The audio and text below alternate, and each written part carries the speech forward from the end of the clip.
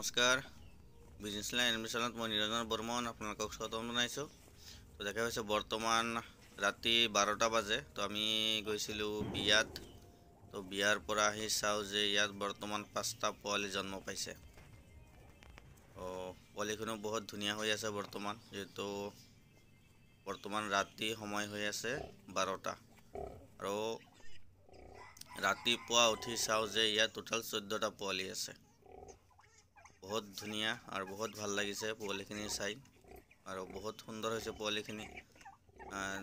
দুটাত তিনিটামান পোৱালি অলপ দুৰ্বল হৈছে, মানে যেহেতু পোৱালি বহুত হৈছে 14টা 15টা 16টা 17টা এনেকৈ পোৱালি হয়, কিন্তু এইবাৰ ফাৰ্ষ্ট মানে অলপ বেছিকৈ দিলে 14টা। আৰু ইয়াৰ যিটো মাকজনী আছে সেই মাকজনীয়ে 17টা 18টাকৈ পোৱালি দিয়ে,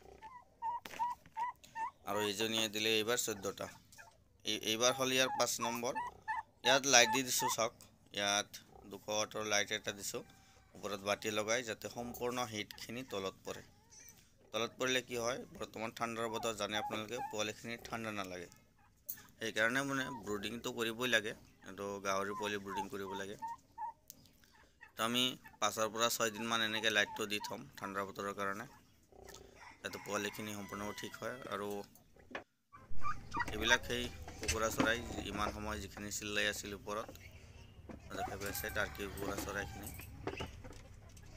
আৰু এইটো কালাৰ মোৰ যিটো বেষ্ট ফেভৰেট কালাৰ, আৰু সম্পূৰ্ণ মই বাছি ৰাখিছোঁ ইয়াত। যিবিলাক নেকি আপোনাৰ ৰয়েল টাৰ্কি চৰাই হয়, এই ৰয়েল টাৰ্কি চৰাইখিনি মই বাছি ৰাখিছোঁ ইয়াত, আৰু বাকীখিনি চেল কৰি দিছোঁ। ইয়াৰ পৰা মানে বহুত ধৰণৰ কালাৰিং মানে পোৱালি হয়। দেখা পাইছে টাৰ্কি চৰাইখিনি বেছি নাই, বৰ্তমান 6টা আছে। তাৰে ইয়াৰ পৰাই যিবিলাক পোৱালি হৈ আছে পোৱালিবিলাক চেল কৰি আছোঁ। আৰু আছে কড়কনাথ, যিটো ব্লেক চিকেন বুলি কয়, ক'লা মুৰ্গী ক'লা মাংস। ইয়াৰ মাংসও ক'লা হয়, মুৰ্গীটোও ক'লা হয়, কিন্তু কণী ক'লা নহয়। ইয়াৰ বহুতে কয় কণীও ক'লা হয় নেকি, কণী ক'লা নহয়।